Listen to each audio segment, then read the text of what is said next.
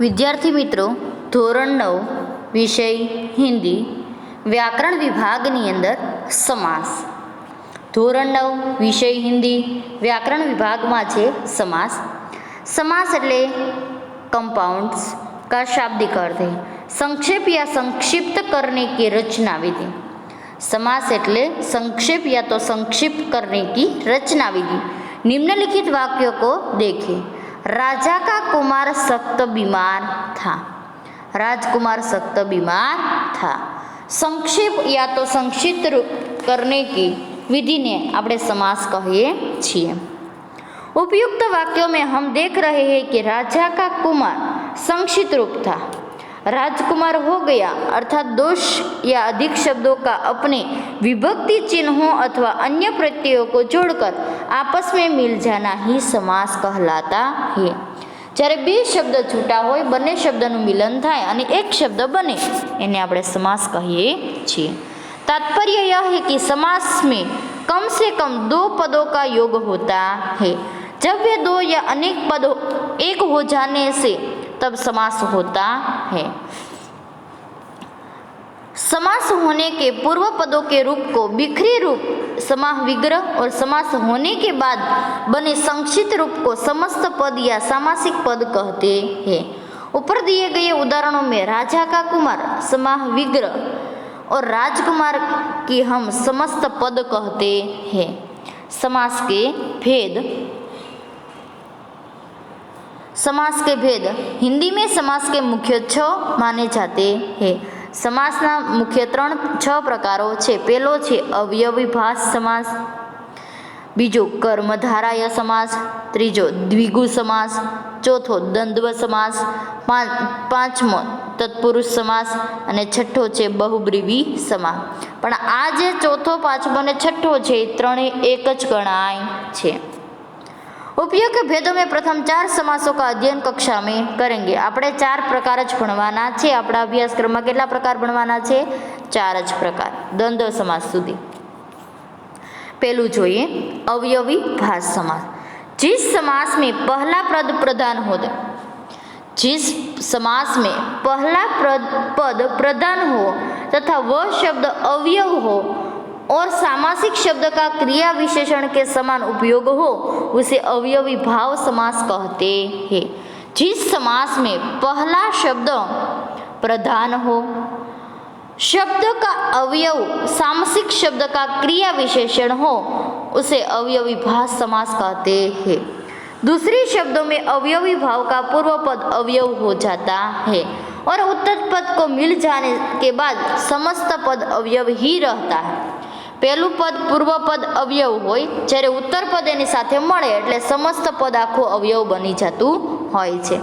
क्रिया विशेषण आदि अविकारी शब्द जिनका स्वरूप किसी भी लिंग, वचन या काल में प्रयोग करने पर बदलता नहीं है वह अवयव कहलाते. लिंग में, वचन में के काल में कोई पण फेरफार न थाय अने अवयव ज रहे एने अवयवी भाव समास कहवाय छे. वह यथाशक्ति प्रयत्न करेगा. लड़का प्रतिदिन विद्यालय जाता है. वह आजीवन लोगों की सेवा करता है. यथाशक्ति જોઈએ આપણે. वह यथाशक्ति, तो यथाशक्ति નો વિગ્રહ કરીએ તો શક્તિ के अनुसार. प्रतिदिन, प्रत्येक दिन अथवा तो दिन दिन. प्रतिदिन એટલે प्रत्येक दिन अथवा तो दिन दिन. आजीवन, जीवन भर अथवा तो जीवन पर्यंत. જે શબ્દનો અવયવ રે એમાં કોઈ ફેરફાર ન થાય એને અવયવી ભાવ સમાસ કહેવાય છે. જોઈએ આપણે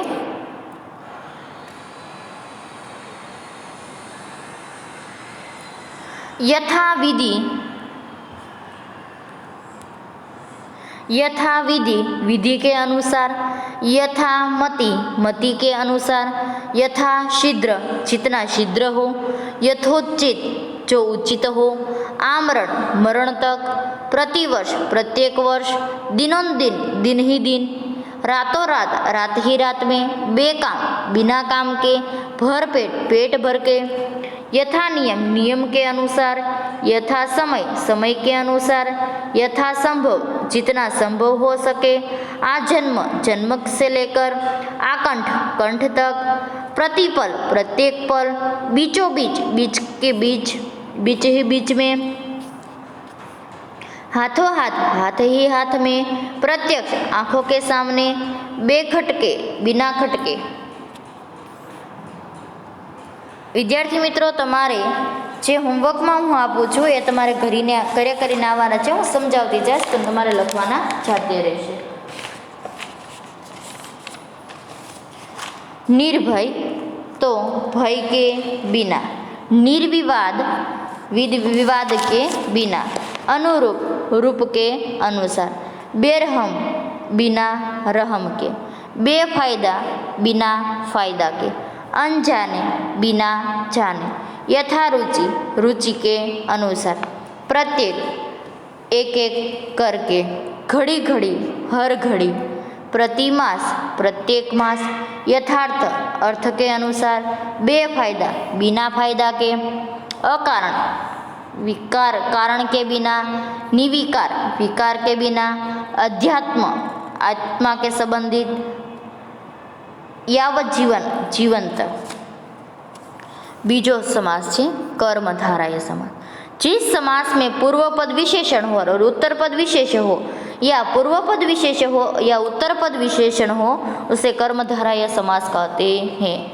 पहलू पद विशेषण होय अने बीजू पद विशेष्य होय, अथवा तो बीजू पद विशेष्य होय अने पहलू पद विशेष्य होय अने बीजू पद विशेषण होय, एने आपणे कर्मधारय समास कहवाय छे।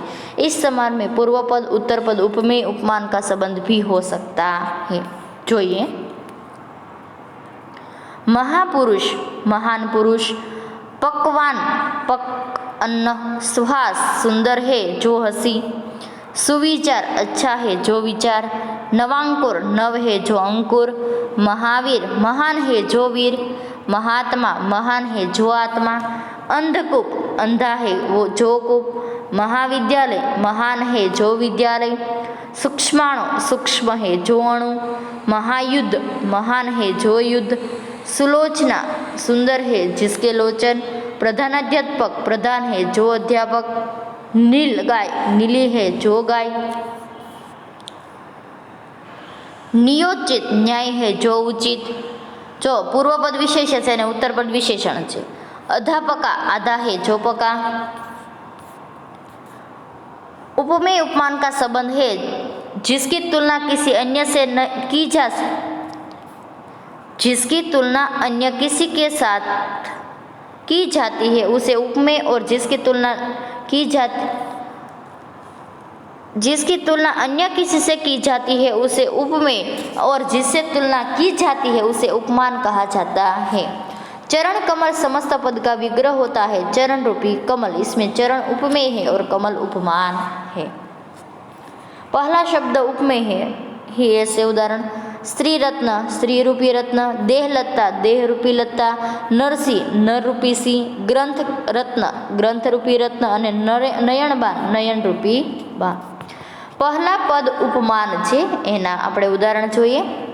राजवी लोचन राजीव के समान लोचन, प्राण प्रिय प्राणों के समान प्रिय, भुजदंड दंड के समान भुजा, मृगलोचन मृग के समान लोचन, पाषाण हृदय पाषाण के समान है जो हृदय, कनकाब कनक के समान आभा, कनकलता कनक के समान लता, कनकलयन कमललयन कमल के समान नयन, और कर कमल कमल के समान घर।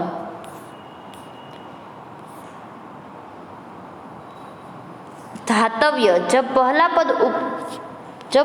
पद उपमान हो और दोनों पदों के बीच के समान का प्रयोग किया जाता है उसे धायत्व कहते हैं। समासों का विग्रह, दुरात्मा तो दुष्ट आत्मा, नीलकमल नीला कमल, क्रोधाग्नि क्रोध रूपी अग्नि, चंद्रमुख चंद्र रूपी मुख अथवा तो चंद्र जैसा मुख, नीलांबर नीला अंबर, मीनाक्षी मीन जैसी आंखें, नीलकंठ नीलाकंठ, वजांग्र व्रज जैसा अंग, नीला गगन અને मधुमादन मधु जैसा मादन। द्विगु समास, जहाँ समस्त पद का शब्द संख्यावाचक अथवा तो परिमाणवाचक विशेषण होता है वहाँ द्विगु समास होता है। समस्त पद का विग्रह। त्रिकाल, त्रिकालों का समूह। त्रिफला, त्रिकाल त्रिकालों का समूह। त्रिफला, त्रिफलों का समूह अथवा तो 3 फलों का समूह। पंचामृत, पंच अमृतों का समूह।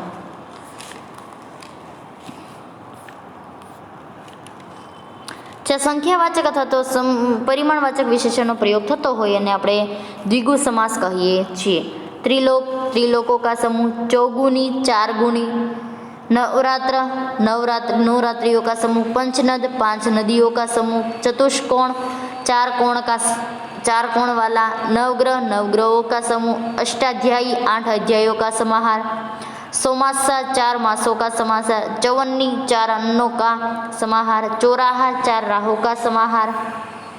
सप्ताह, 7 दिनों का समाहार। त्रिवेणी, 3 वेणियों का समाहार। तिरंगा, 3 रंगों का समाहार। नवरत्न, दोपहर। હવે સમાસનો વિગ્રહ કરીએ। नवरत्न तो नवरत्नों का समूह। पंचवटी, 5 वटों का समूह। पंच प्रमाण, 5 प्रमाणों का समूह। त्रिभुवन, 3 भुवनों का समूह। नवरस, आ તમારે લખવાનું છે, હું સાથે બોલતી જાઉં ને વિદ્યાર્થીઓ તમારે નોટની અંદર। नवरसों का समूह। दोपहर, दोपहरों का समूह। 6 माही, 6 मासों का समूह। तिकोना, 3 कोनों का समूह। दोपहर, दोपहरों का समूह। अठवाड़ा, 8 वाड़ा का समूह। त्रिलोकी, 3 लोकों का स्वामी। अट्ठन्नी, 8 आनों का समूह। द्विगु, 2 गायों का समूह। अठलोना, 8 लोनों का समूह। अष्टधातु, 8 धातुओं का समूह। षठरस, 6 रसों का समूह। पंचवदन, 5 वदनों का समूह। छेल्लो समास है द्वंद्व समास। इस समास में समस्त पद का दोनों पद प्रधान होते हैं। समस्त पद का विग्रह पर बीच में समुच्चय बोधक अवयव और अथवा या शब्द लगाना पड़ता है। इसमें दोनों पदों को मिलाते समय मध्यस्थ स्थित योजक लुप्त हो जाता है। सत्य और असत्य, समस्त पद होगा सता सत्य, यहाँ दोनों पद प्रधान है।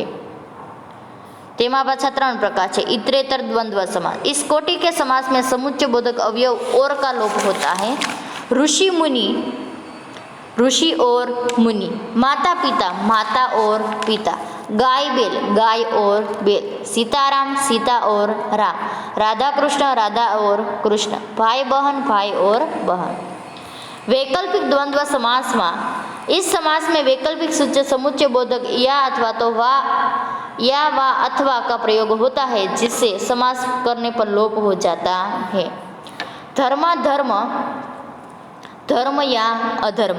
छोटा बड़ा, छोटा या बड़ा। थोड़ा बहुत, थोड़ा या बहुत। ठंडा गरम, ठंडा या गरम। हाँ ना, हाँ या ना। लाभालाभ, लाभवत्ता, लाभ या अलाभ। जोड़ जोड़, जोड़ना या तोड़ना। गुण दोष, गुण या दोष। समाहार द्वंद्व में जिस समास से उसके 2 पदों के अतिरिक्त उसी तरह का और भी अर्थ सूचित हो उसे समाहार द्वंद्व समास कहते हैं। दाल रोटी, दाल रोटी वगैरह। कपड़ा लत्ता, कपड़ा लत्ता वगैरह। सेठ साहूकार, सेठ तथा साहूकार आदि धनी लोग। रुपया पैसा, रुपया पैसे, गहने वगैरह। धातव्य बिंदु, जब दोनों पद विशेषण हो और उसी अर्थ में या तब वह द्वंद्व न होकर कर्मधारय हो जाता है। जैसे भूखा प्यासा लड़का रो रहा है। यहाँ भूखा प्यासा लड़के का विशेषण अंतः कर्मधारय समास अंतर्गत आएगा। अपना, આપણે દ્વંદ્વ સમાસનો વિગ્રહ કરીએ। अपना पराया, अपना या पराया। वैकल्पिक द्वंद्व। गंगा यमुना, गंगा और यमुना इतरेतर द्वंद्व। स्त्री पुरुष, स्त्री और पुरुष इतरेतर द्वंद्व। स्वर्ग नरक, स्वर्ग और नरक इतरेतर द्वंद्व। हानि लाभ, हानि या लाभ वैकल्पिक द्वंद्व। कर्तव्य, कर्तव्य, कर्तव्य अथवा अकर्तव्य तो वैकल्पिक द्वंद्व। जीव जंतु, जीव अल्पविराम जंतु समाहार द्वंद्व। अमीर गरीब, अमीर या तो गरीब। वैकल्पिक द्वंद्व लव कुश, लव और कुश। इतरेतर द्वंद्व यश अथवा अपयश। वैकल्पिक द्वंद्व मान सम्मान, मान अल्पविराम सम्मान। समाहार द्वंद्व रुपया पैसा, रुपया अल्पविराम पैसा। समाहार द्वंद्व देश विदेश, देश और विदेश। इतरेतर द्वंद्व देवासुर, देव और असुर। इतरेतर द्वंद्व। विद्यार्थी मित्रों, अहीं आपणो समासनो टॉपिक पूर्ण थाय छे। तमारे तमारी पाकी नोटनी अंदर संधि अने समास लखवाना छे ने एक्झामनी अंदर तमने शब्द आप्यो छे एना उपरथी अथवा तो वाक्य आप्युं हशे तमारे एनो समासनो प्रकार ओळखावानो रहेशे। धन्यवाद।